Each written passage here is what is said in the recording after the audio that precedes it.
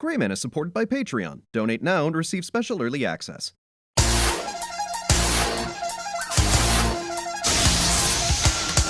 Hello, hello, hello. I am the Grayman, and welcome to the most exciting title screen of all time. Just look at it. Isn't it great? Isn't it awesome? Yeah. So this is Mega Man. We're playing Mega Man right now. So here's kind of the deal. I really wanted to record more Let's Play footage in 2018, but long story short, I didn't get the opportunity because 2018 was a dumpster fire for everybody, and I'm a part of everybody, so I'm no exception, so I didn't get a chance to because it was an awful year. How could this happen to me? But I have the opportunity now, and when I was looking at new games to play, I saw that Mega Man 11 had come out, and I thought, oh, hey, that's, I'm a huge Mega Man fan. It's one of my favorite franchises. I thought, hey, that would be perfect, right? But then, I'm a huge Mega Man fan. I think after Mario and Zelda, it was like the first big game franchise that I really enjoyed. I've really loved it since kindergarten. And I felt like that wouldn't do it justice. So here's what I decided. What I'm going to do is I'm going to play all of the mainline Mega Man games. I'm going to play Mega Mans 1 through 11 in order. Starting with this one, of course. And so this will be fun for me. This will be fun for you. Kind of a little trip down memory lane. And it's going to be a little surreal in this instance because this game, it's a good game. Make no mistake. But you could tell that this game was still, really rough around the edges, and it hadn't really refined the Mega Man formula yet. So there's some stuff in here that's kind of weird. There's some stuff in here that's straight up bullshit. We're going to cover all of that kind of as we go along. And kind of something that I don't know if a lot of people know it, but Mega Man, this first game, was not actually a big success. It especially flopped in North America, and a lot of people blamed it on the box art that came with it. And I don't know if I'm necessarily the kind of person who goes who puts a lot of stock in a terrible cover or a terrible poster, but you just look at this cover art, I'm gonna put it up on the screen right now. Apparently the guy who made it just had an afternoon to do it, and it friggin' looks like that. It's just one of the ugliest things you've ever seen in your life. So I don't know if a bad cover can cause a failure with a video game, but I feel like in this particular instance it might have. Still, I think this is a good game. And like I said, I'm a huge Mega Man fan. Although, are you gonna give me something here? Okay. I shall just obstruct you. There we go. All right. For instance, a little bit of weirdness right here. You'll notice right there at the top, we've actually got a score. This is the only Mega Man game that has, a scoring system, and I've been collecting those little jewels. Those contribute to your points. There's really no point in having points, frankly, so they just got rid of that for future games. And a weird thing that I'm pausing on right now is that this is the only game that has enemies before you hit the boss in, the little tunnel area. Which, they originally did because that masked, loading the boss. But still, I think having the enemies is unnecessary. I'm gonna be fighting, this dude with a mohawk who's literally gonna be flinging bombs at me. I don't need an extra challenge along the way.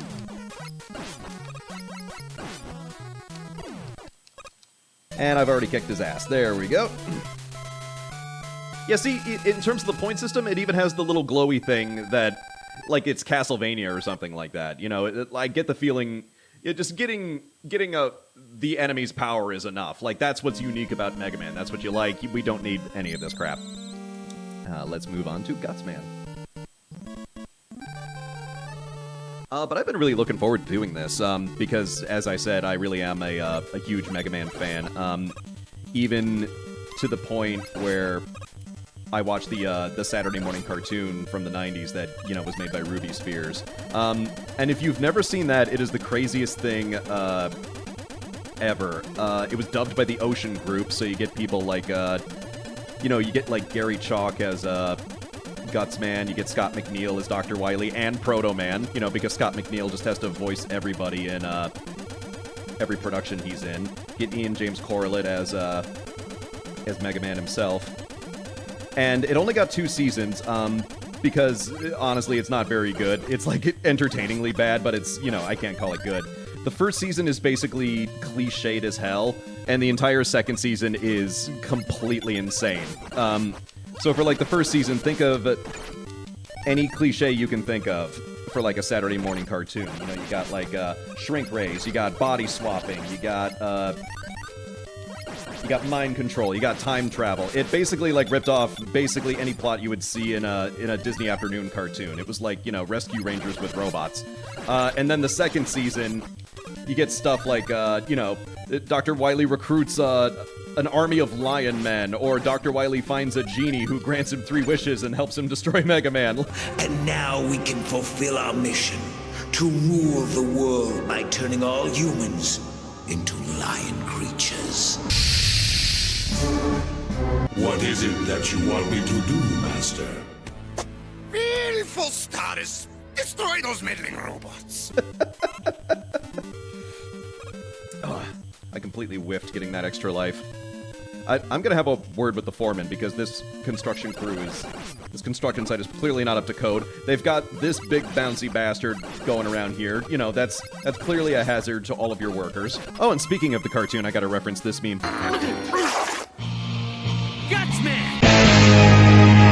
Yeah, sorry, couldn't resist.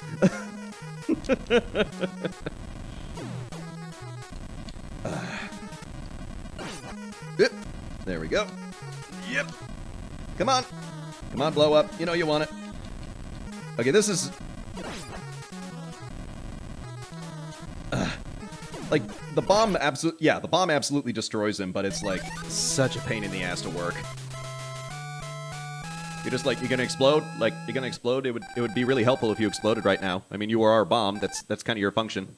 The weapons in this are actually pretty good, especially when you get Gutsman's weapon. That becomes really useful.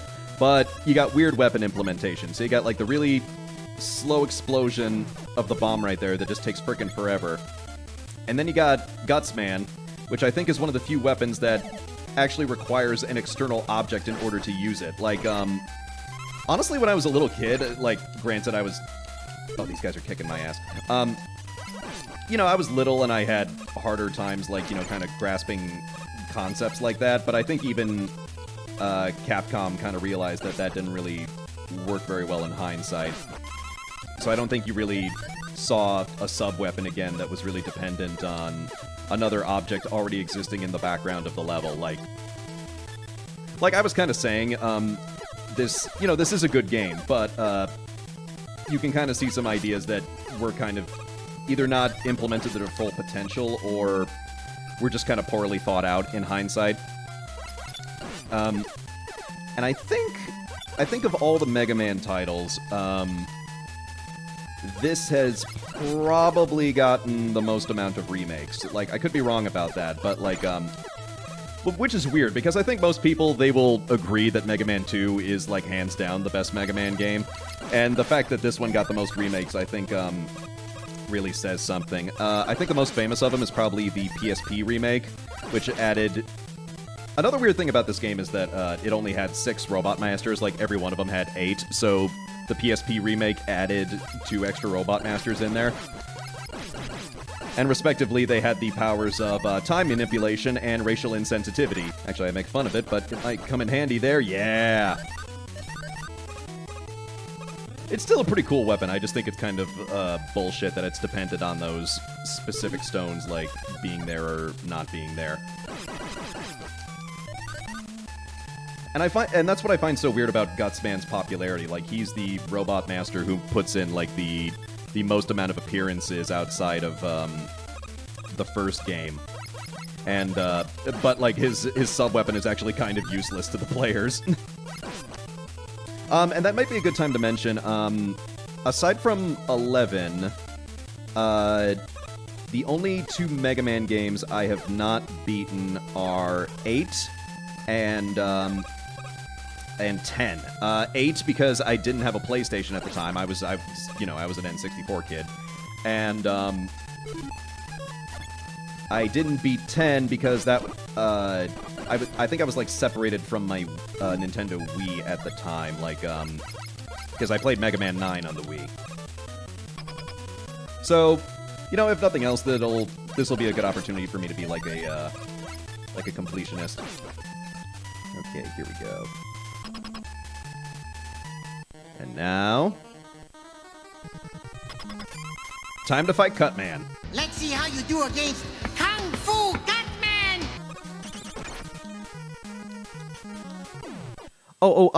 I'm sorry. Were you saying something? Were you saying something about Kung Fu? No?